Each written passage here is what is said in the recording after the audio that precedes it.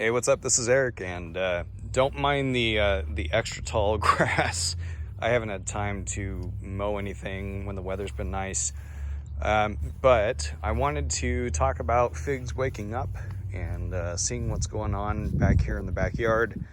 I'm going to try not to chatter my teeth on camera because I'm not happy right now.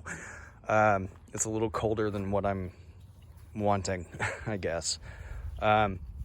But I wanted to talk about the importance for some of these trees for a greenhouse start or some kind of an extended season, whether that's greenhouse, on your deck, microclimate, or even the garage, and see what the difference is between some of that stuff.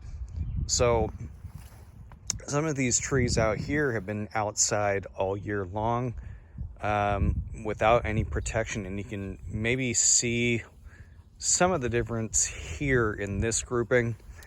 Some of these trees, like this one here, Lungo Fico, very barely starting to break bud up top. Down here, a little bit different. This one's leaving out down here a little bit more than the top is, versus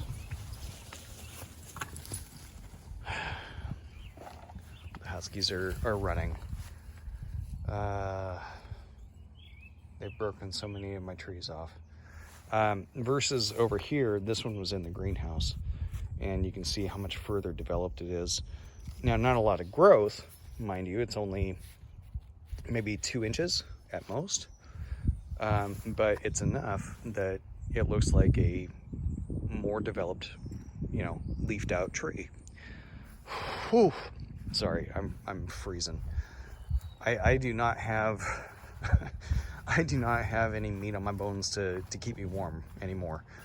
Over here we see a lot more of the trees that came out of the greenhouse, and you can see how further developed they are. I pulled all of these out prior to my wife and I took our daughter down to family's place out of state, and so I had to pull everything out of the greenhouse to keep it from frying while we were gone.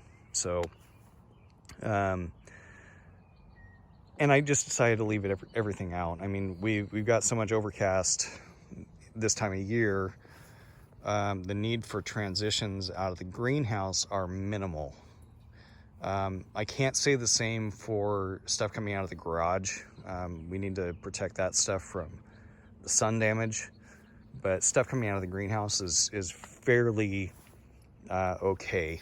And then this stuff over here was the stuff that was even more developed, and you can see how much more developed it is. So I mean, this is really the importance. This is the key, I think, to some later varieties like this one here. This is my Border Barraquar.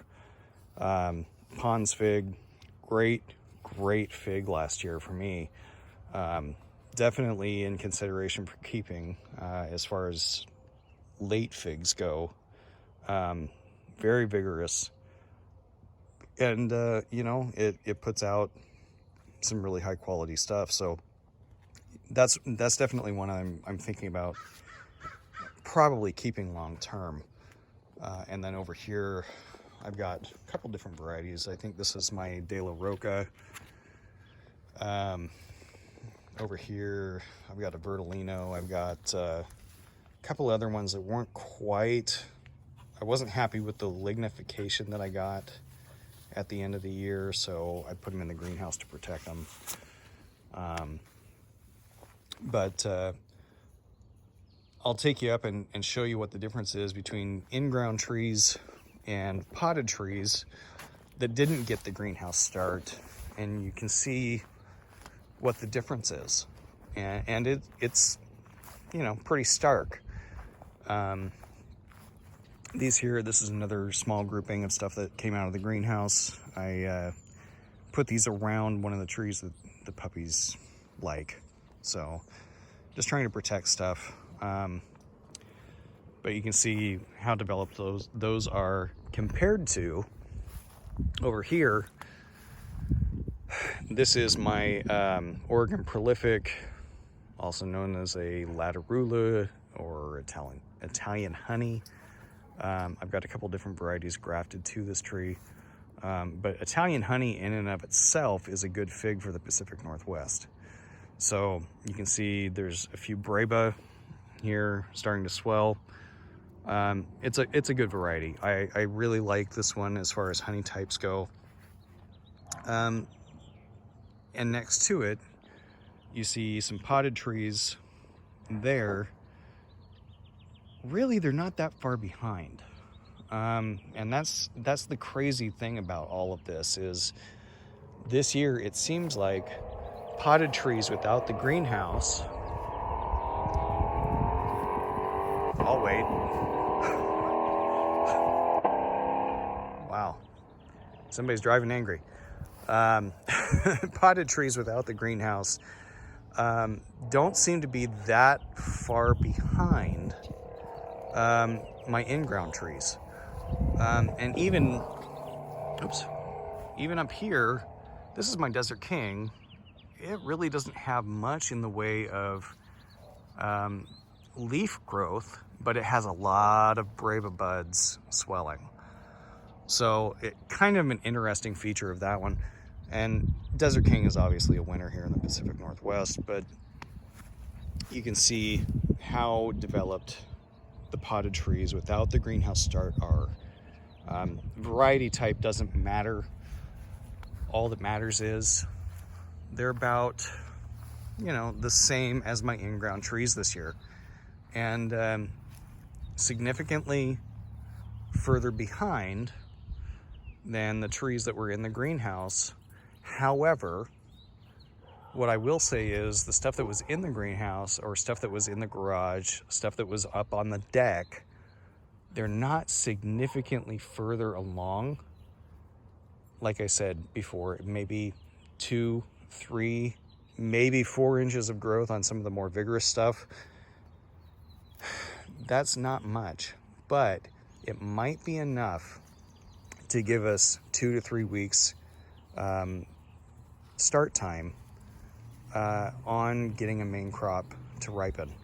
So for example, Tia Pena, that's a very late fig. Martinega ramata, a very late fig. Those will ripen, some of their main crop at least, within our season with a greenhouse. Doing it without a greenhouse, I don't think you have any chance. So that's what it is, and that's why I'm, a proponent of at least having some kind of a cold frame like what I have, or a full-blown greenhouse. And if you want to have some later variety figs in your collection, if you want to focus on Breva, if you want to focus on early main crop, I still think that's the smartest way to go about growing figs in our region. And certainly we have a lot of different micro regions within the Pacific Northwest. I'm in the Willamette Valley, and so some of the rules are a little bit different. I can do a little bit more maybe than some of the other areas in the mountains, possibly on the coast, certainly possibly up north. But overall, I've been very happy with my greenhouse situation and seeing what it can do. Nothing fancy about it. It's a cattle panel box, and the biggest amount of construction was the end cap frames, and it's basically just a clear plastic tarp that I got on Amazon that's UV rated and greenhouse rated, and the tarp itself should last for 5 to 6 years, and at the price point, I think it's a good deal. So it's been a good investment so far.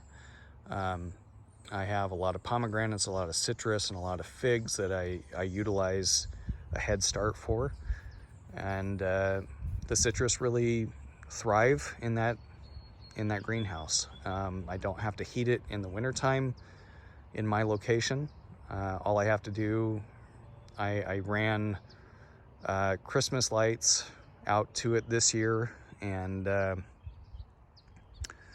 that was enough. I had one tree in the greenhouse that had some dieback, but it's coming back from the base, and I'm not worried about that whatsoever. And the Christmas lights that I ran in it are not significant.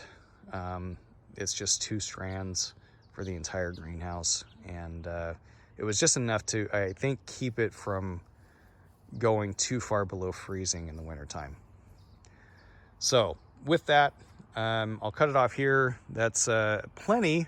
But I think, the visual says a lot.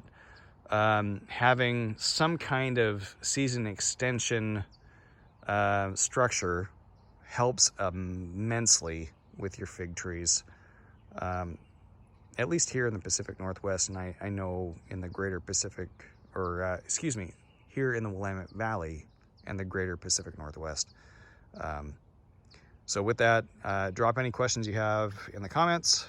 Thank you very much for watching, and I'll hit you on the next one. All right, take care.